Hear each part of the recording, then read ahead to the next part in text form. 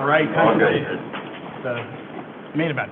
I'd like to call the Government Services Committee meeting for Monday, April 1st to order. Roll call, please. Bessner. Here. Weber. Here. Vokaitis. Here. Folks. Here. Bungard. Here. Munns. Here. Lencioni. Yes. Gem. Here. Petrilla. Here. Wirbal. Here. Fantastic.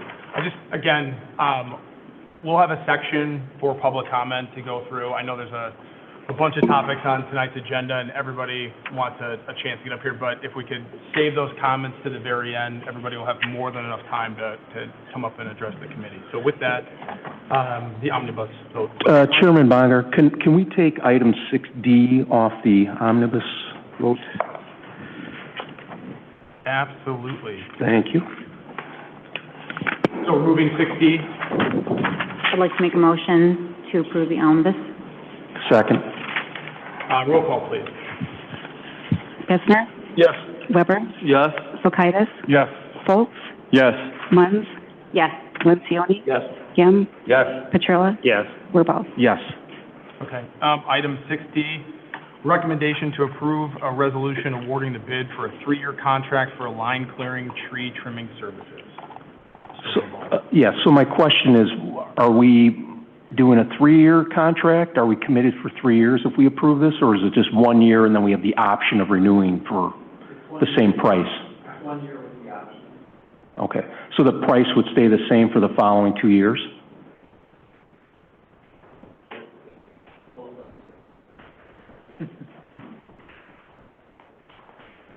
I'm sorry. So it's always historically been a 3-year program, renewable the second, renewable the third. It all depends upon performance. And so a little different for us this year in that the firm that's done it for decades for us has closed the doors. In fact, closed before the end of this year. So it went out to public bid. We got no local bidders whatsoever in the immediate area. And as noted, this is a New York firm that works across the nation that was the lowest of all of them. Significantly more money than we've been paying all the way down the line, but it was still the lowest bid of all the ones that bid, so that's why it is. So we have a tendency to go these multiple year contracts as a 3-year bid, but it's always renewable. Otherwise, if we just go the 1 year, we've got to bid it again with that. That's not to say that we won't rebid it, but it will depend. But this price would be locked in then if we just... This price is locked in by them for all 3 years. Okay. We just roll it, yes. Okay.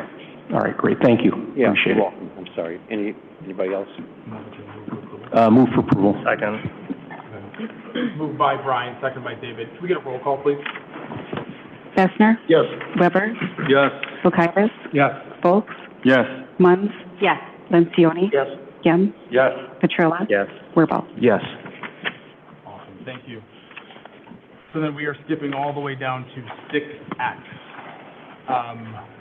The presentation on Bird City recognition and consideration to approve a resolution to authorize the City of St. Charles to become a Bird City.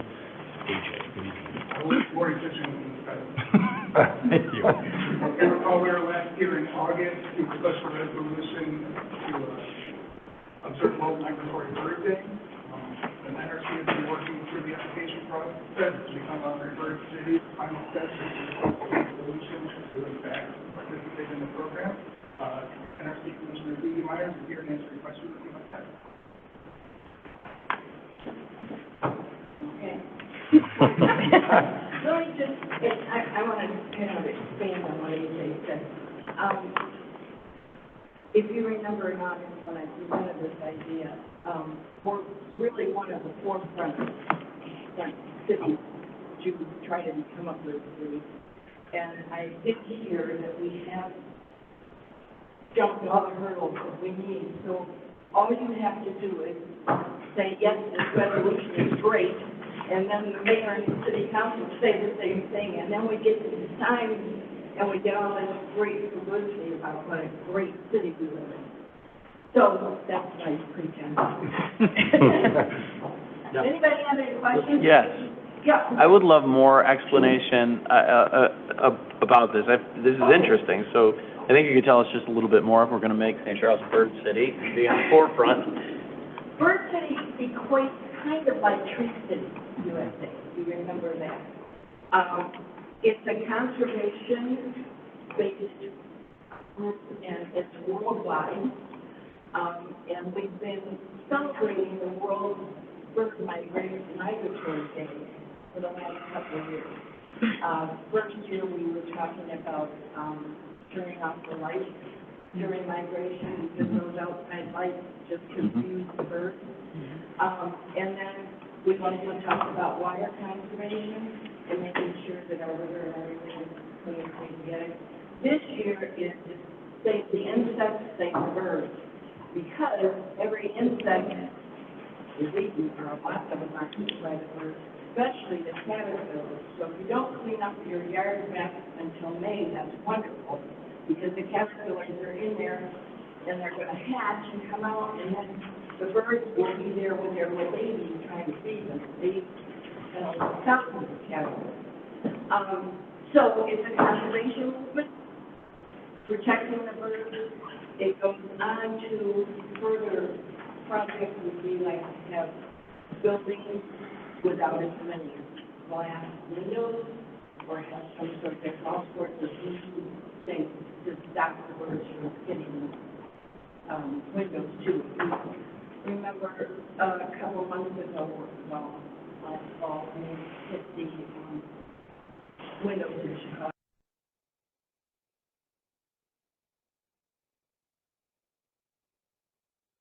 That's where the kids, the windows, thinking that they can see themselves, so they think they can go through.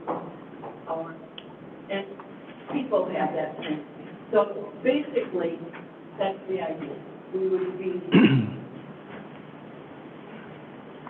awarded for all the things. This city, I mean, we had a lot of hoops to go through, but we didn't have a great park district and a great city council and everybody that's working on conservation things, and the garden club and Audubon and all those things. This would not have been possible. Is that possible? Move approval. You kind of answered my question. We do get a couple signs, you said? We get a, just like with the yeah. Tree City USA, Right. this would be Bird City USA, and I believe there's a banner too. Oh, nice. Proclamation. Do you know when we would receive those? Well, I've been kind of planning this so that you guys would all think I'll be finished. But anyway, the woman from the Illinois Bird City, who we had to go through, is planning on coming in early May. And then hopefully it would be an Audubon meeting. She would present herself there. And hopefully we'll give her, once we have everything set. So it would be May. I'll second, sorry. Are we still going? Because I'll motion, quick go ahead. Thank you so much. I assume this isn't a final, like, this isn't the end game for this, but that the Natural Resources Commission has more things planned to continue this, but also to elevate Not us. only do we have them planned, but we have to do them. It's Okay. like the Tree City. You can't just get a Tree City and that's it. Mhm. Every year you have to go through different things to keep it going. Got it. So, this year, during the migratory bird week, we're gonna decorate the city hall window again. That was done last year. And then we're having 4 public bird walks this year, led by, Jeff, Lippman, who is a naturalist for Forest Reserve, Sam Otto, who's the naturalist for St.Charles Park District, and Bob and Green, who's been the DON of Audubon. And these are 4 different walks during different, and those have been on the internet and on Facebook. But we tried to get one in the morning, one in the afternoon, one in the evening, and then another one in the afternoon. So we can hit people that are going to So hopefully, yes, it's an ongoing thing. It's not going to be done. Thank you. You're welcome. So, anybody else? So moved by Paul. Second. Roll call, please. Bessner? Yes. Weber? Yes. Kulkaitis? Yes. Folks? Yes. Munns? Yes. Lencioni? Yes. Gem? Yes. Petrilla? Yes. Wirbal? Yes. Thank you, Susie. Thank you very much. Thank you. Thank you. Okay, that brings us to item CY, a Illinois Municipal Electric Agency, IMEA Power Sales Contract. Good evening, Peter. That's going to be at some point to follow through there. Dedication to St. Charles. I think I've got this set up correctly. All right, good evening. For the past 20 years, the city of St. Charles has received reliable, affordable, and sustainable electric power from the Illinois Municipal Electric Agency, otherwise known as IMEA. St. Charles has had a power sales contract with IMEA since 2004, which is set to expire in 2035, so a total contract life of 30 years.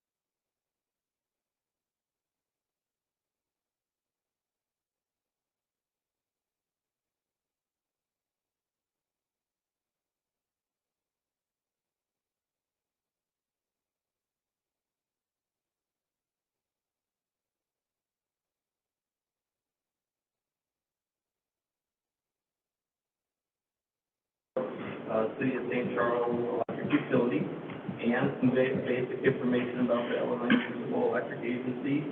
At the end of the presentation, we proposed a tentative schedule indicating future topics that we'd like to discuss for you that we've got planned, and some deadlines that are required by IMEA. IMEA has requested that we decide on the new contract in about 14 months from today. So please remember that we have plenty of time to answer all questions and provide more detail as you request and require. Me and my staff are here to answer your questions, but please keep in mind that we may defer some answers for future specific topics we know are coming up, or we just may need a little bit of time to research a particular answer or question you might have.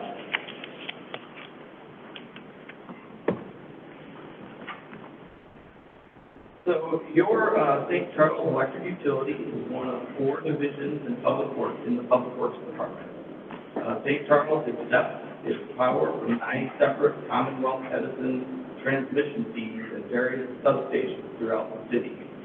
The St. Charles Electric Utility staff is responsible to transform that electric power from ComEd to the appropriate voltages for distribution to all of our customers in St. Charles.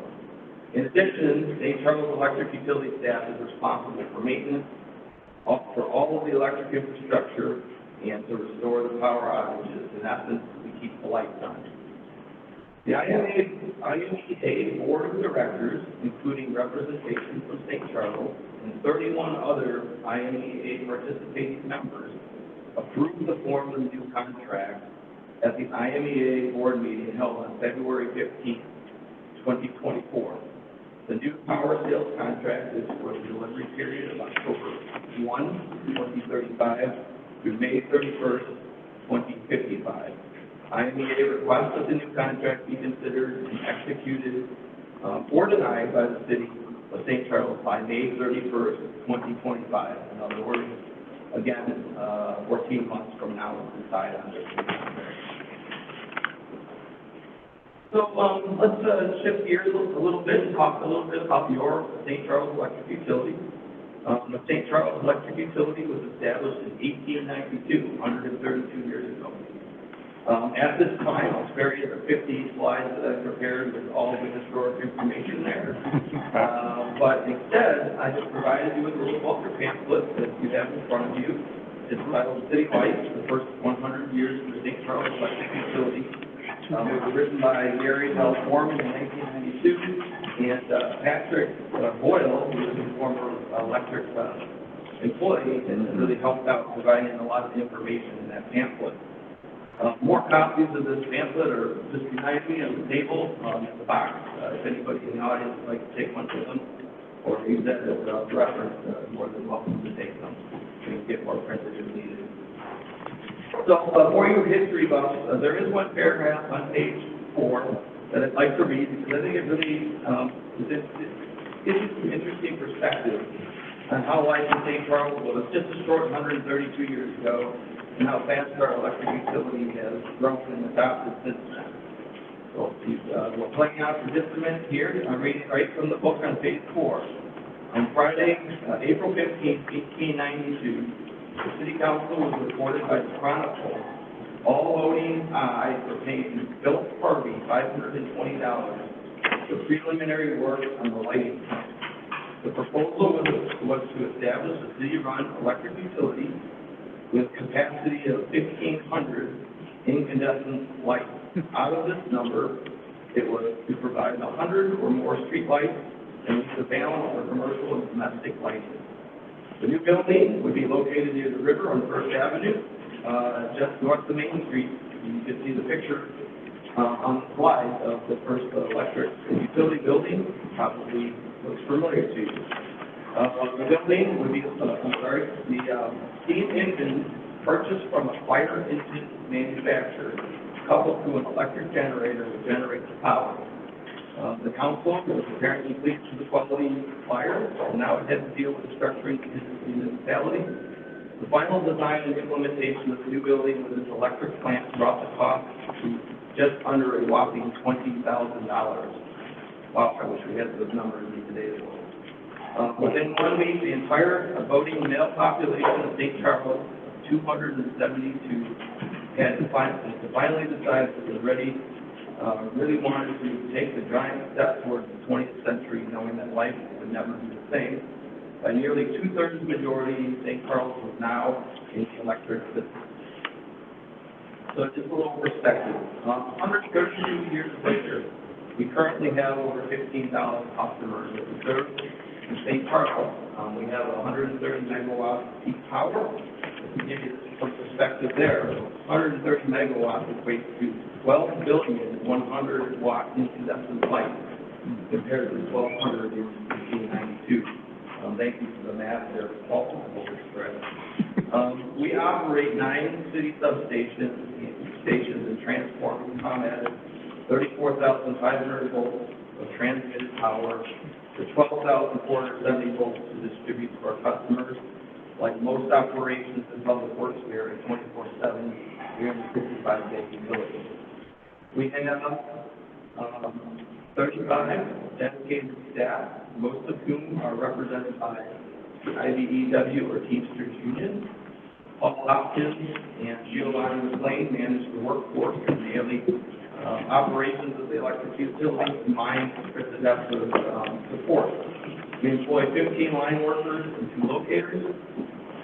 We provide fiber communication to all city buildings, D303 schools, and the Park District facilities. And our engineering staff are responsible for transmission, distribution, substation design, maintenance programs, system mapping, and adherence to codes and standards. More specifically, here's a list of key responsibility our staff takes with personal and professional pride in completing. We are represented on the IMEA Board of Directors and therefore directly responsible for power purchase decisions. That's what we've mainly talking about today and through this contract. We coordinate directly with ComEd on a regular basis. Our safety record is impeccable. We provide excellent customer service, and we help coordinate electric needs for new development and construction projects throughout the city. We are extremely proud of our performance. during emergency situations and power outages. Because we have such a dedicated and quite frankly local staff and also a robust electric system, which is built on the backs of high design and construction standards we currently have in our organization, we are able to restore power to our customers after a power outage on average in 16.5 minutes. This is compared to common well-established utility who restores power in 104 minutes with customers after an outage. So switching gears once again, now we will give you some basic information about the Illinois Municipal Electric Agency, IMEA. Straight from the front page of their website, IMEA is a not-for-profit agency with a proven record of providing low-cost, reliable, and sustainable energy to 32 of 42 municipal electric systems all across Illinois. Saying that in a different way, there are 42 municipal electric systems like St.Charles in Illinois, and 32 of them are part of the agency that St.Charles is part of, IMEA. St.Charles is one of 32 members alongside Naperville, Winnetka, Rock Falls, Ladd, Princeton, Rude, and Oglesby, who are in the north region of the state. And I won't read the southern cities there, but you can see the remaining southern cities on this map here. Founded in 1984 by municipal utilities, including St. Charles, to serve the needs of communities, IMEA offers members predictable, competitive wholesale energy costs that protect customers from market fluctuations. Ultimately, IMEA ensures that their member communities can provide affordable, reliable power to their customers. The combined resources in purchasing power of IMEA helps keep costs down and increases efficiency. 32 municipalities, that's a big resource. The nonprofit business model allows IMEA to focus on saving their communities money instead of generating their own returns. St. Charles has local control in the decisions carried out by IMEA. Each of the 32 member communities has one seat on the IMEA Board of Directors. I am currently the IMEA Board of Directors representing St. Charles. IMEA members, like St. Charles, always receive always-on call access to experienced energy professionals to ensure that our energy supply remains safe, available, and affordable. The IMEA agency is located in Springfield, Illinois. It is in a LEED certified building. It employs 32 legal experts, engineers, power market experts, power resource specialists, state and federal regulatory compliance specialists, and program administrators to provide these key services to us and the other communities.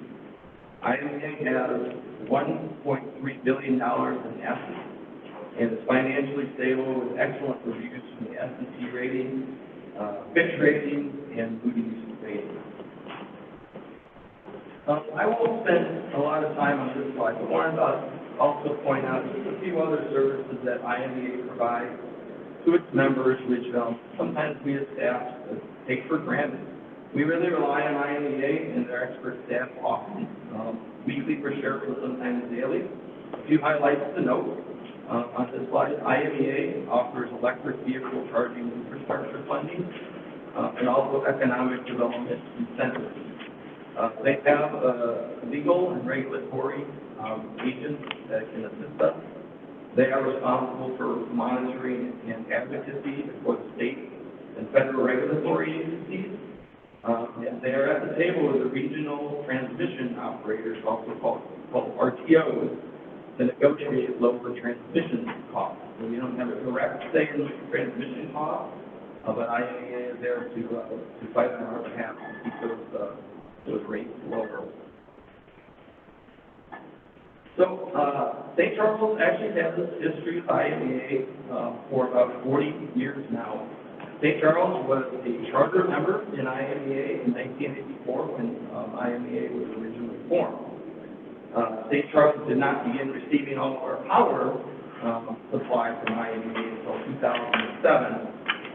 However, in 1999, we did have our first partial power supply contract with IMEA.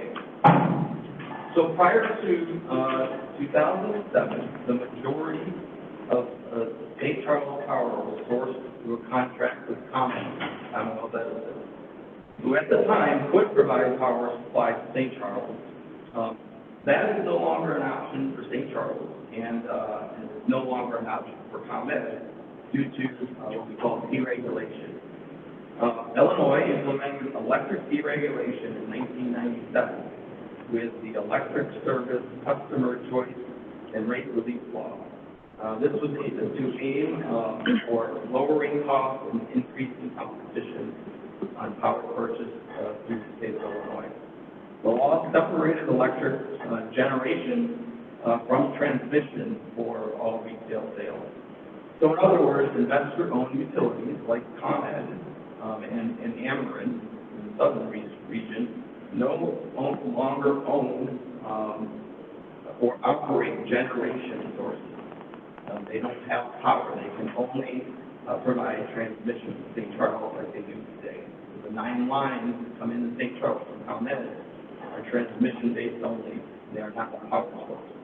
We'll get into more of this in future meetings, but I just wanted to give you kind of that basic understanding, and maybe one of the big reasons in 2007, the city of St. Charles chose to go with IMEA. So in 2004, the city approved the IMEA contract.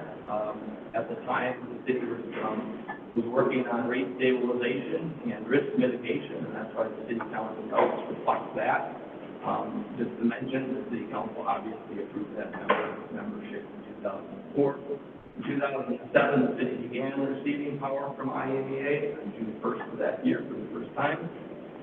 Just a little side note, in 2017, the city partnered with IMEA, and we created and opened a 4,800 panel solar array in St. Charles Legacy Business Center.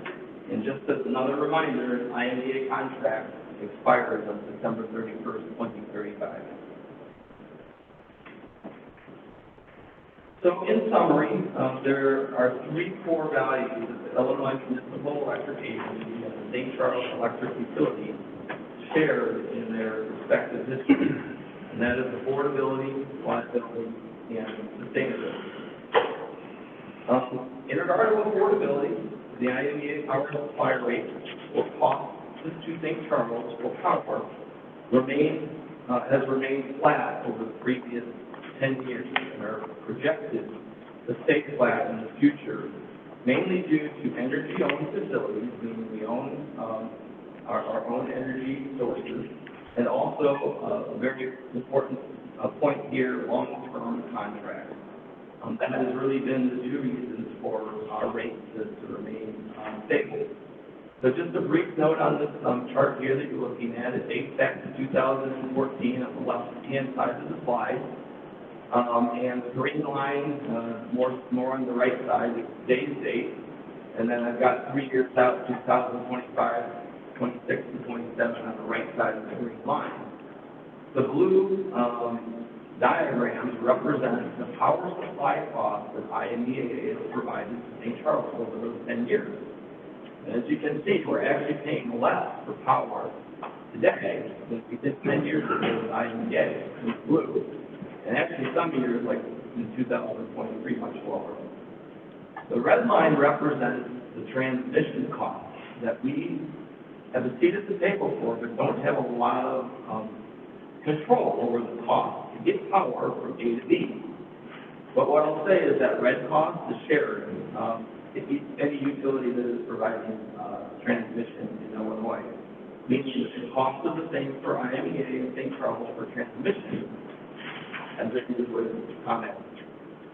What we can control mostly in IMEA is the blue factor there, and you can see the results over the past 10 years, and expected to happen beyond. So reliability and sustainability really go hand in hand when considering the past power purchases from IMEA. IMEA has a diverse portfolio of energy sources to protect against market volatility. It has been and is projected to be very reliable and sustainable sources for energy in the future. We have solar, large and small scale solar, Big River Solar Farm, 25 megawatts, which will be online for us, already contracted next year. We have 6 solar systems in a number of communities, including the 500 kW array in St. Charles, and 6 new solar systems in other communities, IMJ communities, that are expected to open next year.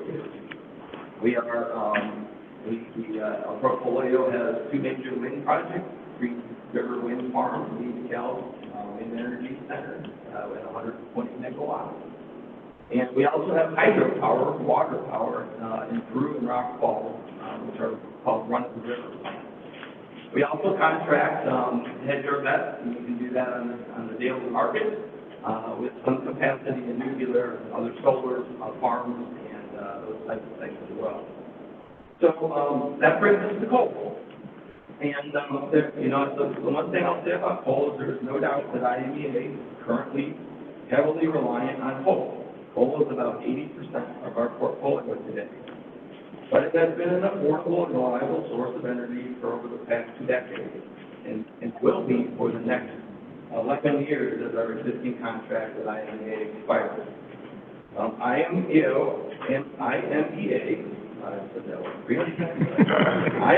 owns about 12% of Trimble County coal located in Kentucky, and IMEA owns about 15% of the Prairie State Generating Company in Illinois. The Prairie State Generating Company is the cleanest coal-fueled power plant in Illinois and one of the cleanest coal-fueled power plants in the world. That being said, IMEA realizes that renewable resources play an increasingly important role in supplying our customers with the reliability and sustainable power that we all come to depend on. And IMEA is also well informed of the regulatory mandate through the TEJA law to transition our portfolio to more renewable energy. We'll spend more time on this topic in this chart of the next presentation on April 22nd.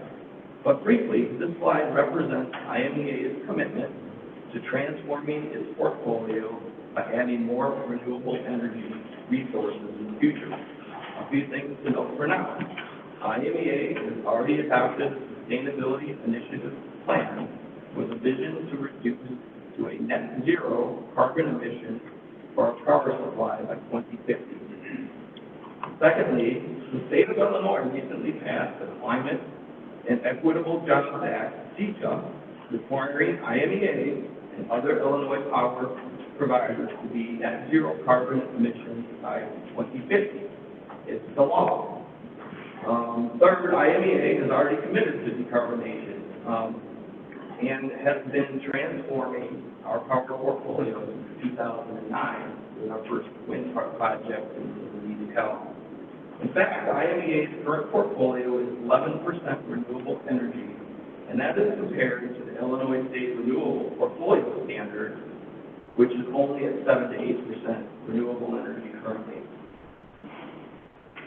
So, one last thing that I'd like to address before finalizing the presentation tonight, and I think it's a fair question that we've gotten a lot, especially in the last few weeks, and it's simply this: why do we need to approve or extend the contract now, nearly 11 years for when our existing IMEA contract expires? And the answer to that is a 4 or 5 points here. IMEA needs to work now to transition and replace resources that are going offline between now and 2035. So as some of our current resources go offline, we need to replace those in kind, and especially with a goal to get to net zero energy reduction by 2050 by replacing those with renewable energy. Without a contract extension, IMEA can't make arrangements to procure power for members beyond 2035. They don't know who's going to be a member after 2035. They can't commit to that contract after 2035. So I think that makes some sense. The best power supply deals are 20-year deals, 20-year deals or longer. They are actually 20 to 30% lower in pricing than shorter-term deals. So from a financial perspective, it makes sense to go to a 20-year contract or a 30-year contract as opposed to something less than that. With only 11 years left on the member contract, IMEA can't enter into those 20-year deals at this time. Long-term contracted resources, as IMEA has had throughout its relationship with the city, lead to affordable, reliable, and sustainable power that the city has now.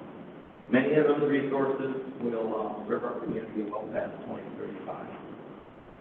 IMEA now needs to know how much new power to acquire to serve long-term member needs beyond 2035. There are actually cost increases associated with buying too much or too little power. So we want to get that right, especially if we're going to go beyond 2035 and get into long-term contracts. So as I promised, we have put together a tentative schedule. I cautious about doing this because this is really meant to be taking information and requests from you and modifying it to tailor the information that you need to make this this request. But we felt like we needed a few presentations put out there, and starting with April 22nd, Government Services Committee meetings, and the committee meetings that we're going to target for these discussions. We want to talk a little bit more about that IMEA sustainability plan that we have approved in IMEA. The May Government Services meeting is held open for other topics as required or requested. The June Government Services meeting is the first time that I'd like to introduce you to the IMEA. If you're ready for that, I'll have representatives from Springfield come and introduce themselves and talk a little bit about their organization. And also discuss, that'll be the first discussion about the actual power skills contract. So that we'll introduce you to those concepts. And then another hold in July for, again, more information, more concepts, and we can go as far as we need to up until the deadline of May 31st, 2025. So with that, I will not say IMEA anymore. I will answer any questions that you may have or take comments. Do you want to just start down here, Ron? Oh, thank you. Start down here. Thank you for the presentation, very informational. I know this is preliminary, this is the first one, but I guess my first question is on Naperville, they're doing a study on alternatives, correct? Where they're looking into what they think they can do or cannot do, is that correct? I don't know the exact answer to that. I mean, again, I can give you that. I know that they are looking at, one thing I do know that they're looking at is whether they would like to, in essence, become their own IMEA. To take on the challenge and the burden of managing their own power purchases in the city of Naperville. And that I know is something that they're working on currently, and we'll have results on that too. Yeah, so that's what they're hiring their consultants for, to see if they can do it on their own. That's basically what they're doing. Right. I don't want to rush into this by any means. We have over a year, as you said, 13, 14 months. I would like to actually consider doing the same thing. I think it'd be nice for the residents to know where are the alternatives. Maybe this is the best we can do. I don't know. That's why I may want to look into some other alternatives to see what these consultants say. I figure if Naperville's doing it, and Naperville is the largest one in our group, correct? That's correct. So I figure if they're doing it, they might, maybe onto something, or at least they're looking into it. I think we should do our due diligence and at least go into that. We have the time to do it and see what they come up with. If they say this is the best one, great. If they have alternatives, I'd like to listen to them. To me, that's the one thing I think is important right now. And the second thing, which you had touched on before, was on their sustainability plan. I would like a little more details on how they're going to implement it, and are those realistic goals? I mean, I know technology is improving all the time, mostly with the battery storage, I get that. But are they confident that will work? And that also goes into the consultants say, will they agree that the technology will be there then, or are they gonna say, maybe they're being a little too optimistic? I don't know. I don't have the answers. But I would like to see a study done to give us more information for this body to decide before, we're going to make basically a 30-year commitment. I think we need to just, we have the time to do it, we're not earning the gun or anything.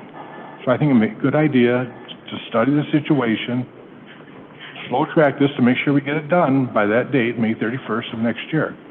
But I'm not ready to, you know, like I know you said possibly, whatever the slide said, June or July for a possible vote. I'm not ready for that yet. It's too much information that needs to be needed. So I think we should just slow walk this and get some more information from consultants, or even talk to Naperville and see how they're doing it. What, maybe we could piggyback on theirs, or something. Thank you. Bless you. Peter, thank you again. Yes. Very similar to Alderman here. When I look at how much are we talking with the other municipalities who are also kind of in the same situation, not just Naperville, you know, we're, with all of them, is there a strength in numbers plan here moving forward at all? Is there, where they've looked at other options, where other options are being discussed, like what Naperville is doing, like you were saying? Are other municipalities looking at other things as well? Because I kind of look at, like, they have a contract, okay? And I understand what you're saying about, you know, to do certain things to get the power supplies going, but we're still under contract, and I just feel like there is this pressure that they're trying to put on us that necessarily, I don't know if we really have to do anything yet, because like you said, I don't think we have, you provided us wonderful information. There's no doubt about it. But the hard deadline for me really kind of bugs me of like, well, we got to know a year from May or whenever that was. Can you explain to me again, like, why it has to be right then? Because like he says, this is a huge decision and one that our residents are very concerned about. And I just want to make sure before we do, we're making the right decision without being really pushed. So I know I'm kind of asking two big things here, but that deadline of next year, it just seems like it's very much like, well, what if we don't? Or if we don't want to give you an answer by then, what are you going to tell us then? Is something off the table, or are things just kind of backed up? Yeah, I mean, briefly, you know, I'll go back to this slide, and I think that kind of explains the why. The reality, what we know currently is that IMCA board voted to kind of have this open session to consider these contracts. All 32 communities, but I think different things to the other 31 communities. And currently that window for the contract offer ends April 31st, 2025. So, is that negotiable? Is that how IMA reacts to that? I don't know. And, you know, I think that's something that we're going to have to perhaps ask them or you know, challenge them on. But at this point in time, that is their limit. And you mentioned it's a law by 2050. Is that correct? What they were talking about with renewable and... Right. Oh, okay. What's their guarantee, like, and you showed us that plan of how they're kind of working toward it. Right. Is that kind of their main selling point here? And where's kind of the proof behind the plan? Right. I think, if you don't mind, we'll wait 3 weeks. Okay. It's going to be the topic of that discussion. I'll get more into the detail of those questions. Okay. Thank you. Yep. Thank you. If you could go back to slide 9 for me for a second. There was a lot on there, and I picked up on a couple of things that you had. I'm just curious, wouldn't almost any utility do some or most of these things, like have advocacy for us and leverage things like lobbyists, or, you know, be connected with those types of advocacy for us, trying to, you know, stay on top of legislation or looks like ability to purchase things that meet environmental goals. Like, these seem to be things that almost any utility would do for their customers. I think that's a fair question, but again, one of the things that I think I'm hearing is that what are our alternatives?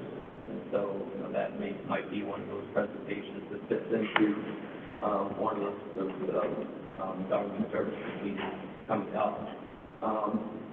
That's probably the time to answer a lot of those, what really are the options. Yeah. So you're saying the utilities, but I think what we're talking about tonight and what the contract is really about is the power purchase. Yeah. It's not about the electric utility at all. And I hope my words and message didn't really reflect that at all. This is really about power purchase. So are there other agencies out there that actually provide customers with power and provide these state types of benefits? I think the answer probably is yes, but we'd have to explore that a little bit. Okay. And then another question that I had was, what benefit does the city have by renewing so early? Because normally when you renew a contract early, you get some sort of price fix or price break, or something to that effect, or some sort of benefit or monetary benefit or something that's tangible for the customer. And in this case, it doesn't seem like there's anything other than we get to guarantee that the utility itself or that the conglomerate itself will exist. And, we came into this contract after it already existed. And I guess that it's sort of a two-pronged question. What's the difference if we wait to see what happens with the other 30 or so municipalities and maybe enter into it a little bit later? Our rates might be slightly different, but we're not getting a deal per se by entering early. Where's the benefit for our residents if we do it this early? Yeah, a fair question, and I think, again, what I know now is that the offer time is open until next year, 14 months from now. After that is closed, at least for now. Right. That IMA offer after 2035 goes off the table. Now, will it be offered again in the future, 5 years from now, 7 years from now, 3 years from now? Will be solely the decision of the Illinois Municipal Electric Agency Board of Directors. Okay. They would have to vote to have a second maybe opening, or perhaps like St.Charles entered the agreement, as you mentioned, late, that there was a discussion and a vote by the IMEA board to accept St.Charles as a new community into their organization. So it would work similar to that. Okay. And so those are really hard questions to answer because the question is, nobody knows. Until we're in that situation and the Illinois Municipal Electric Agency is faced with that and the board members vote on that.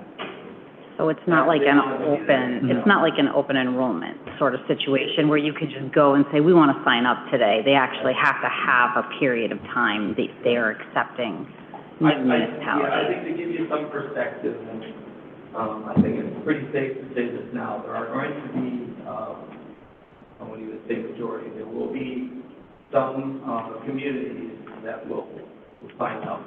And so IMEA, I think, will exist beyond 2035. And so for them to exist, they're going to have to understand who is signed up and then start buying resources for those who signed up at that time. Okay. Beyond 2035, it's really a question of whether they would accept St. Charles' offer to enter into their organization late in the game or not. It's really up to them. Okay. I have one more. And I won't ask any more, sorry, at least for tonight. So I think my last question on this, and you may answer these in the future presentations, but it didn't sound like it was very specific as to what exactly they were going to do as far as what different energy would be replaced. And I've heard a couple of different things from some of the other conversations that we've had. But you said, renewables. or other types of energy. If we don't know what exactly we're going to be using, are we signing up sort of blindly and hoping we're happy with what they choose, or is there going to be an outlay of here are the exact types of energy that we're going to be pursuing? Yeah, but, again, we'll get into this a lot more in 3 weeks from now, but this is the sustainability initiative, flow chart, if you will, that I briefly reviewed, and we'll go into more detail, but, the bottom line is that we've got two things that, we have to, as we know, as an agency to accomplish, and that is to meet the CEJA law, 2050 to be, a net zero organization, and so we're showing how to replace the energy that we currently have in our portfolio with renewables, such as you can see even as early as 25 and 26, adding 130 megawatts of solar to our portfolio that will ultimately replace that coal. That is something that we're working on currently in the contract, and they're almost at the finish line there. So as early as 2025, 26, we may have new solar. We're looking at battery storage in 2030. We're looking at more wind contracts in 2030. We're looking at additional wind contracts in 2035 and beyond. Those set in stone. Right. Again, we'll talk a little bit more about that and the reasons why they're not set in stone via the contract. This is meant to be a living document that the policy needs to be adjusted. Not only forward and backwards. In other words, we can go faster than the schedule if it makes sense and it's affordable, reliable, resourceful energy. The agency can choose to go faster. And again, I'll mention that we have local control over that decision. We are the member agencies are IMEA. Got it. Thank you. Thank you, Chairman. I appreciate the time. There's a couple things that I definitely am looking to understand through this, and one of the biggest elements. Okay, so a lot of times up here, we say they for IMEA. Residents that I've talked to that have studied this a lot, they definitely, when they talk about IMEA, they say they. When you talk about IMEA, you say we. And that's it. I mean, when we take a look at, we have a seat on the board, and I've asked questions like, what happens to IMEA if we don't re-sign? What if we don't want to sign up? And I have all these questions, and so I'm framing some of my questions out. Because right now we have a contract that goes, through, okay, what's the official? 2035 right now. But there's an offer period that's open that will extend the contract. So in my mind, I see timelines of of electrical need. So it's just kind of, you stack up bubbles and how much your energy needs are and how long they go. And if you can extend contracts for buying out, you can get better rates, is kind of what I'm hearing you say. So I think about that. I think that should be laid out more clearly. One is, because it all comes down to what does it cost? Because I've also heard about other companies that I've heard rumor that they're more green, I'd like to understand, how are the rates with IMEA compare to rates other places. But I also want to take a look at, what is the fact that we have control, a seat on the board? What does that mean for us? Why would Naperville look to leave if they were the largest user of electricity in IMEA, when I would expect that they have a lot of control over IMEA? What were their needs that weren't being met, and how can we understand what our needs are now and their future needs, through kind of understanding what their decision process looks like. So I'm looking for a lot of comparison, in that way. I'm not looking for all of these answers right now. I'd also like to make sure that in the future we have the opportunity for a little bit of an open forum. So, some of our very interested residents who have done a lot of work, can ask some questions themselves and get answers. Because I'm listening to residents, that have been working on this way longer than I have, and listening and trying to digest their expertise. you know, and make sure that I ask those questions, but I would like for them to have an opportunity to ask some of those questions themselves and get answers. But, those are some of the questions that I have, and just understanding, like IMA, how much control do we have? And I mean, if I was gonna ask you right now, is it clear to you what you believe our best path forward would be? You know, at this point in time, I'm providing information, you know, and ultimately. I wouldn't take that question either. You know, we'll have to decide whether that's a strong recommendation from staff or not. We're kind of learning and exploring this together. Right. Maybe the best way to say that. Yeah, because what I also hear about, other electrical companies that are providers, you know, like providing information on why, you know, IME is not the best answer. It also occurs to me that they make a profit on selling electricity, and we have got to be a profitable customer, you know? So I'm just trying to balance the scales and understanding where all the stakeholders are, you know, and how they all compare to make this decision the best we can. Are those fair considerations? Absolutely. So I look forward. And we already have some of those coming up in future discussions. I very much need those answers to make this decision. Thank you. A lot of my questions have come from my colleagues that way, but just a big one for me, Peter, and I appreciate all the work, and much to like Alderman Lencioni, is that a lot of residents have come forward, asked for time, got presentations, but the sustainability part, and full transparency, I spent 6 years working at ComEd as a contractor, so I learned a lot, so I'm really dangerous in little pieces, but I won't use that now. But just the sustainability and knowing that those mandates are there for all the utilities to be carbon neutral by 2050. So my big question's around between now and 2035, if we're being asked to push forward a decision, how are they going to meet some of those? And I know your presentation earlier presented coal's going to go away. They need that 20-year extension to find out what's the alternative to the coal-producing electricity. So those would be my questions, and obviously that would be in the next meeting that we have that particular presentation. So that's my question for right now. Yeah, just a few comments. I mean, I do agree. I think, as you even said, Peter, this is a generational decision, so that's a big decision. So details are important for me as well. I've heard, discussion down here about Naperville. I got my eye on Naperville. I'm kind of leaning on staff to, and I should assume you're going to, give us information on what they're doing and anything you might find from them. You know, not that I want to do whatever Naperville does. I just want to know what they're doing and just kind of receive insight from them. And so, like, for instance, do you know how long is their study going to take? Do you have an idea? It's my understanding within the next couple, 2-3 months or something, it'll be finalized. So that report will be public, and we'll all get a chance to look at it. And I'll definitely keep you informed. Perfect. No, and I appreciate that. And we've talked, obviously, behind the scenes. Slide 16, does that have that schedule correct? Okay, so yeah, Mark mentioned, and I missed that, I apologize. July, like a committee vote, like, I'll just be honest, that seems really fast to me.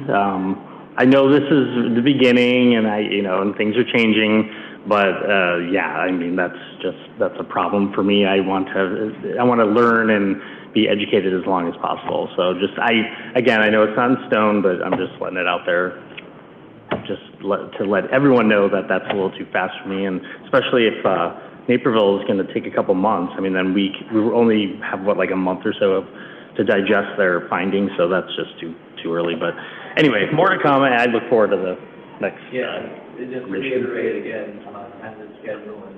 For sure. About putting this up, but, maybe look at this way.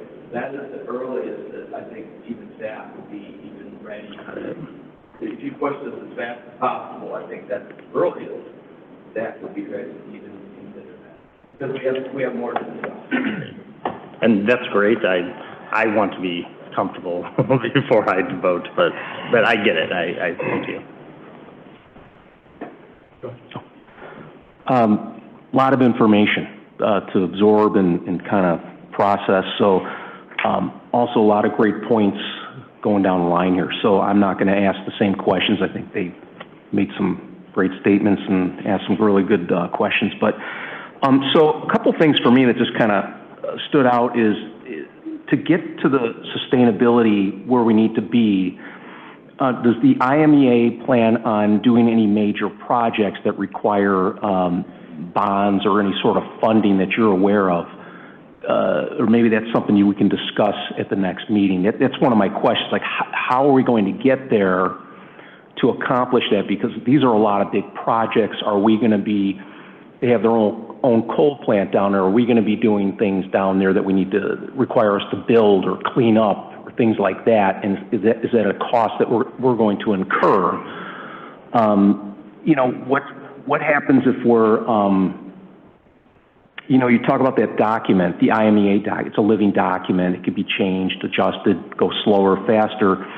I think for me, I'm looking for some sort of stronger commitment within the document, because I think about it, you are not the IMEA. You work for the city for public works. So we have to go to the IMEA to get things changed within the document, and you're one of our representatives that goes down there. So for example, if something like, if somebody says, hey, to get to these renewable energy goals, is it possible to put maybe a 2% escalator to get renewable energy every year? Maybe it's 1%, or maybe it's nothing, I don't know. But you know, those are the kind of the questions that I have that maybe we can discuss at the next meeting. A lot of great questions up here that I think I'm looking forward to hearing the answers on, but you know, thank you for your presentation. I appreciate it. Yeah. I'd also like to thank you for your presentation. It was clear and concise, and it's just a good way to kick off the discussion on this. There was 3 words, though: affordability, reliability, and sustainability, that just stood out in my mind before you even really presented that. And that's the most important thing to me right now. Is over the last so many years, you know, we can always say there's room for improvement, but the electrical system has, and I think you said you're proud of it, your department's proud of it, has continuously improved over time. And you know, not so much the amount of instances as well. There's storms, there's squirrels, there's all this other stuff that happens, but the time that, if the power's out, is very short. So my concern right now is, again, affordability, reliability, and sustainability. I don't want to be redundant and ask too many questions, but I do want to touch on Councilmember Folks and Councilmember Munns in regards to what happens when the contract offer expires. Now, I know you said you're not sure, you know, will they come back and all that? But I guess what I'm trying to get to is, if it expires, you know, what's the next step? Do we still have a 10-year contract in place with them, correct, from our current contract? So the current contract does not expire until 2035. Got it. We are literally locked into the ISA contract until 2035. Okay. I suppose maybe what you're asking and others are asking is that if we don't take this offer for the next 14 months, then what's next? I think the simple answer back is that we'll have to figure that out. Mm-hmm. We'll have 10 years to decide before 2035 expires to make a decision for St. Charles power source. Sure. At that point in time. One of those options, if offered, might be IMEA still, just a little later. Mm-hmm. Again, an unknown situation. The second option would be, as we've all talked about, what are the other options? And I think that's something we owe you in a future presentation. What I will say is that these things take time. And so 10 years seems like a long time. I'd be really concerned if we didn't have our power sources really in place 5 years in advance of 2035, 6 years in advance of 2035. Just because it takes that much time to maybe enter into these types of negotiations and situations. And quite frankly, maybe one example of that is to go back to the kind of the history with IMEA. Since 1984, St. Charles and IMEA had a relationship. St. Charles was at the time considering to be part of IMEA. In 2004, they actually physically approved the contract with IMEA. But IMEA wasn't ready to provide power to St. Charles. And this was similar for Naperville, too. They came in later. It took IMEA 3 years, from 2004 to 2007, to just if the power source is needed for St. Charles. So history even tells us that it doesn't happen in a year or 6 months, it's 3 years, 5 years, maybe even beyond. So, But if not IMEA, then if we walk away, say we don't take this contract and live out our current contract, I don't know if you can give me that answer or not, but what other power sources are out there? right, we'll have to explore that, and we'll give you some of that information in the future meeting. Okay, Yeah. not tonight. Gotcha. Thank you very much. Thank you, Chairman Bongard. Peter, thanks for the presentation. Obviously, a lot of great questions up there. When you go last, there's not a lot of new information to add, obviously, but one question I did have is, all the members, they all have an equal voting share? They have an equal voting share on all the rules and regulations about the IMEA organization. It is not equal in regard to power purchase. That is actually a weighted vote. So St. Charles is the second largest community after Naperville, and so we have a weighted vote. I have it in my notes somewhere, but it is roughly about 15% St. Charles vote, weighted vote in that situation. Do you know what Naperville's percentage is? Naperville is about three times the size of us, Okay. so they're probably up in the 32 to 35% range. And the next up is about half of us. So if you do the math, in those circumstances, the three northern communities, in regards to power purchases and those type of situations, have about 50% of the vote. Okay. I'm definitely in line with, Ron's comments and David's comments in regards to, just the time frame. Obviously, IMEA would like to, the sooner the better for them, I get it, for planning and forecasting and all that kind of stuff, but I definitely don't want us to feel like we have to rush to, make this decision. So obviously there's gonna be a lot more questions. I love the thought process of allowing, maybe the public to come up and, they've done a lot of research. Obviously, we've probably all been in meetings with these people. They've done a lot of research, which I appreciate. So I'm just looking forward to, seeing this, discussion continue. Thank you. Thank you. I think we're all set. Thank you. I'm not, the hearing's moving along, I will not jump on, but thank you very much. Thank you, Thank Peter. you. Thank you, Peter. Thank you. All right, moving along, item 6Z, as in zebra, recommendation to approve a resolution authorizing a lead and galvanized water service line replacement policy. Mr. Wilson. Good evening. So for the last number one, you guys provide plenty of presentations on lead service lines, like people are doing on your days here in the next couple of months. Tonight we are providing you with the suggested policy of replacing water lines, either lead and or galvanized, from the water main to the meter in your home. I did include some costs in here, not approving the cost tonight. This here is more for transparency, to give you an idea of how the policy is going to drive costs in the future. And also, like I discussed in the, over the last summer months, this law is continuing to change. We know that there's a USGPA rules that are coming up in this fall that could have big impact and not have big impact. So our intent is when those law changes occur, we get from the council, we can provide you an update on what those impacts are. Also, next couple months, I'll provide a presentation on where we're going to be impacted with this line. Any questions? Let's start down here. Oh, wow.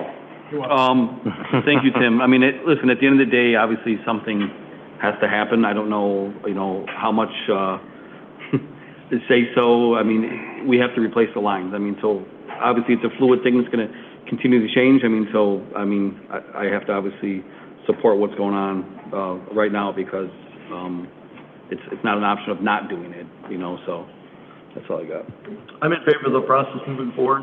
It'll give us, more opportunities down the road to at least, weigh in on the amount spent. But, I'm glad this is just about process this evening. Thank you.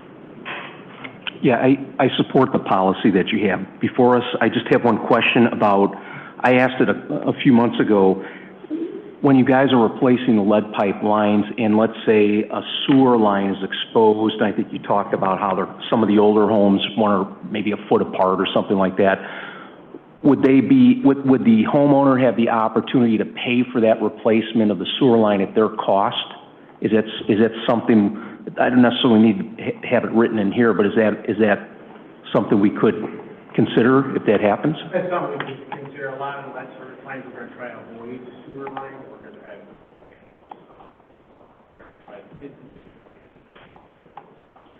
Okay, but if it's there, then okay. Okay, perfect, thank you. I support it. No, I support it too. Great work. Thank you, Tim. Yeah, no, I definitely like this. I'm not gonna say that it's fluid because it's just too terrible of fun, but, I think you absolutely have to have something that you can rely on. For now, I think this is great, but just keep us up to date and, you know, as more permanent things come through, so we can continue to support you. But I appreciate all the work that you've done and bringing us everything. Yeah, I appreciate that you've shown us what the costs are going to be year over year in this, and I support this too. We have to do this for our residents, and I like that we're doing all of it and not just part of it. I think that's important. I would like to find out, and I don't know that you're the right person to ask, but I don't know if we have pursued, and I've brought this up to other staff before, about reaching out to our congressman, because I know other municipalities have received funding assistance from their congressman through other requests. So I would like to make sure that we are pursuing that and asking for assistance if that's possible, since there isn't any state funding. We are working on it. We just submitted our annual request to the for funding and the line with them. Okay, wonderful. Thank you. Thank you so much.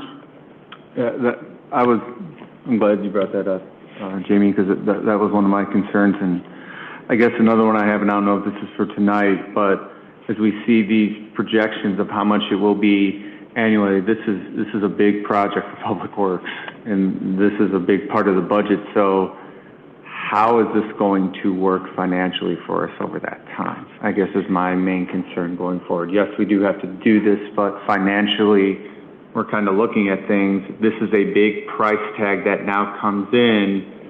Is this more out of the general fund coming in, or how is this going to kind of work for us? And I know maybe that's not for tonight, but I think that's a question that we really got to look at as a body up here. Yes, we totally understand, we have to get these things done, but you start to look at from 2026 to 28, 3.5 million annually right now, and that number could go up. It could be higher, I guess.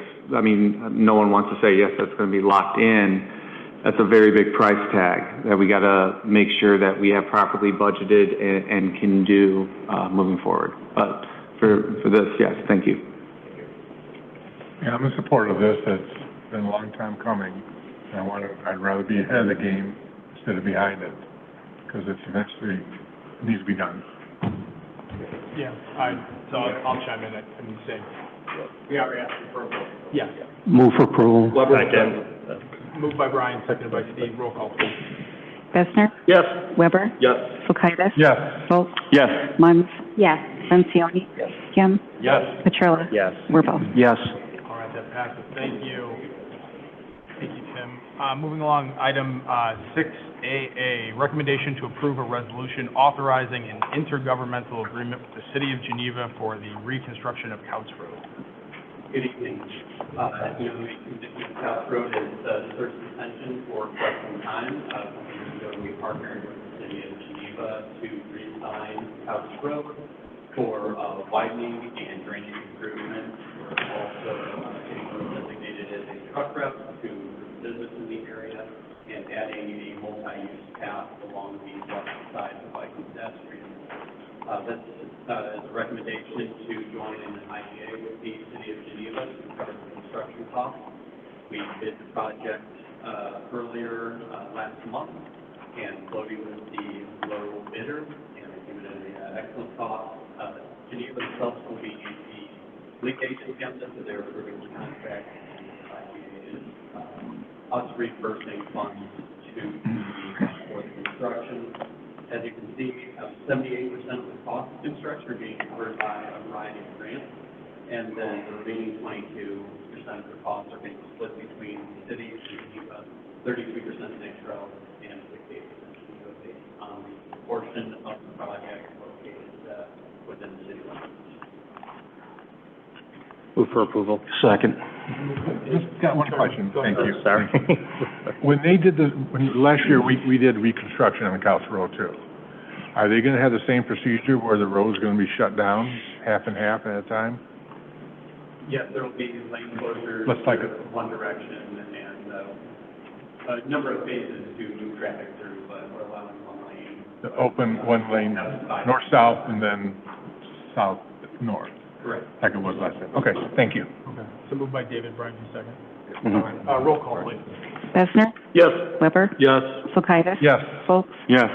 Munns? Yes. Lencioni? Yes. Kim? Yes. Petrilla? Yes. Wirbal? Yes. Thank you very much. Not going far. Item 6BB, resolution authorizing a consultant contract for Phase 3 construction engineering for the widening and reconstruction of Couch Road. So Trans Systems Engineering has been our Phase 1 and Phase 2 construction, doing the preliminary and studies for this project, and then the design. At the beginning of the project, Geneva and St.Charles agreed that if we were pleased with the work Trans Systems did, we would offer them the Phase 3 construction oversight contract. They have performed excellently and represent our interests well. We have a capable team, and the hours and costs they presented are comparable to other construction and oversight firms. So we're recommending using Trans Systems to finish up the project and oversee the construction. Move for approval. Second. Roll call, please. Bessner? Yes. Weber? Yes. Kulturitis? Yes. Folks? Yes. Munns? Yes. Lencioni? Yes. Kim? Yes. Petrilla? Yes. Wirbal? Yes. Thank you, that passes. Alrighty, item 6CC, recommendation to approve resolutions with the Illinois Department of Transportation for the 2024 Street Rehabilitation Program. So the street rehabilitation program is partially funded through motor fuel tax, this year partially through Rebuild Illinois funds, and also through the home rule tax. These resolutions are simply authorizing us to use the RBI and MFT funds. Move for approval. Second. Moved by David, second by Jamie. Roll call, please. Bessner? Yes. Weber? Yes. Kulturitis? Yes. Folks? Yes. Munns? Yes. Lencioni? Yes. Kim? Yes. Petrilla? Yes. Wirbal? Yes. All right, that passes. And then last but not least, item 6DD, recommendation to approve a resolution authorizing a construction contract for the 2024 Street Rehabilitation Program. Move for approval. Second. Roll call, please. Bessner? Yes. Weber? Yes. Kulturitis? Yes. Folks? Yes. Munns? Yes. Lencioni? Yes. Kim? Yes. Petrilla? Yes. Wirbal? Yes. All right, that passed. Thank you. Anything else from the committee? I know we've been here a while. No? Okay. I'd like to open up for public comment for anybody who's still with us. Just please, state your name. We don't need your address. Good evening, my name is Debbie Motter, I'm a resident of St. Charles, past 23 years. I'm also on the Tri-City Senior Community. I'm very remiss to thank the mayor and city staff and Peter for the presentation time, for the future presentations. I know it's going to help us all be better educated and make good decisions, so just thank you. Thank you. Anybody else? No? Then I'm looking for a motion. Second. All in favor, say aye. Aye. Nay. Everybody opposed? No? This meeting's adjourned. Thank you.